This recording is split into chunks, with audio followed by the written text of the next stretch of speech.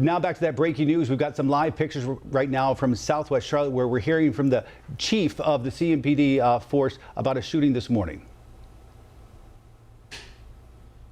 But at this time, it's still early in the investigation, and we're still looking at the crime scene and having a crime scene search, canvass the area, and get everything worked up for the investigative purposes. The State Bureau of Investigations will be conducting the investigation.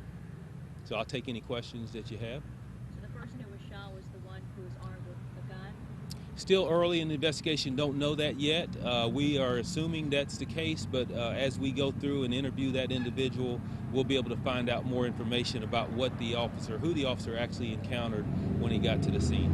And you're saying that the person who was shot has non-life-threatening injuries? That's correct, non-life-threatening injuries. The individual is going to recover fully. However, he is at the hospital at this time. Okay, could you tell us a little bit more about the circumstances that led up to the shooting? I might have not heard that. Yeah, that's fine. So the officer's information was from the call for service, 911 call for service, was that someone was outside the apartments chasing another individual with a gun. When the officers arrived, this particular officer encountered the subject that was shot, and we're still so early in the investigation. We have to determine, was this the individual with the firearm or was this the individual being chased? There's still a lot of questions out there right now. Yes. And this was around what time?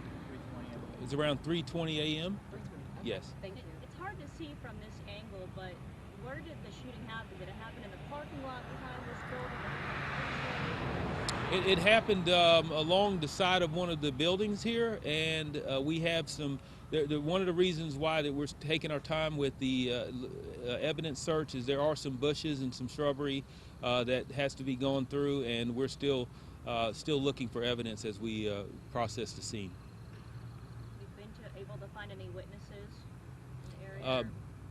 At this time, I don't think there was anybody outside when this occurred. So.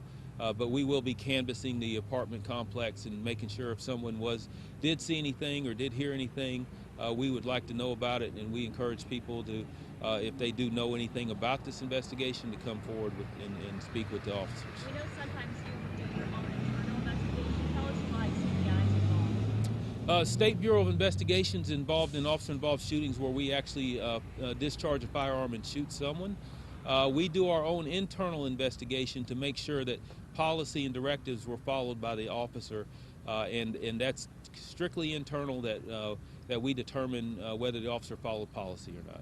How many officers will be on paid administrative leave, assuming At this time, at least the one individual officer that fired. I don't know if we're going to end up putting anyone else on administrative leave or an administrative assignment at this time, but we'll have to go through that as we talk with the officers.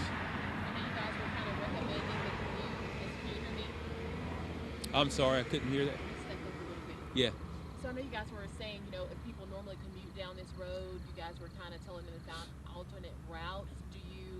How long do you guys think you'll be out here? We'll be out here probably for quite some time. That'll be up to the State Bureau of Investigations on them processing the scene as well. There's really, as far as traffic, I think we're going to be fine. There's no hold up on the main route through here, and really the apartment complex, we'll work with the residents of the apartment complex to make sure they can safely get out, go to work, or anyone coming in that they can get to their residence as well. So we're going to work with all of that. And just to wrap it up, the suspect non-life injuries, officer taken to the hospital just as precaution? That's correct, yes. Suspect was taken to the hospital with non-life-threatening injuries. He's going to be fine. He was alert and conscious at the time.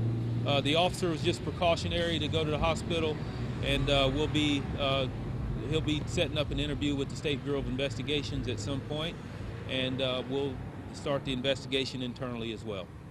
And then the person was chasing, have you guys been able to identify them? We have not yet, so we have not identified both parties involved. We have to confirm who those people were, and that's part of the investigation.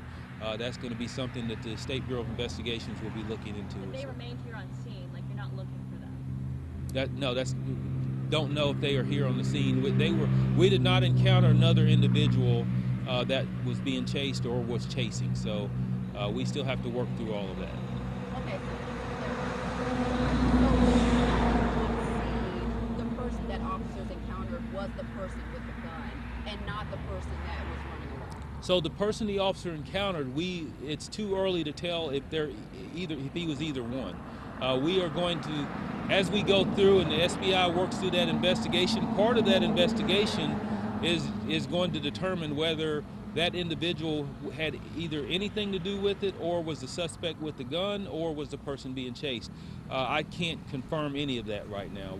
We just don't have enough information. So there might.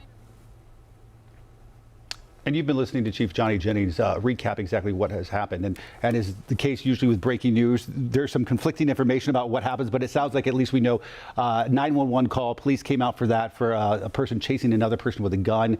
Still not exactly sure which person was shot by the officer, but the good news is it sounds like that person does not have life-threatening injuries. Yeah, Tradisha Woodard on the scene there for us, and we'll have the very latest throughout the morning newscast. Of course, you can download the WCNC Charlotte mobile app to get the latest alerts as well.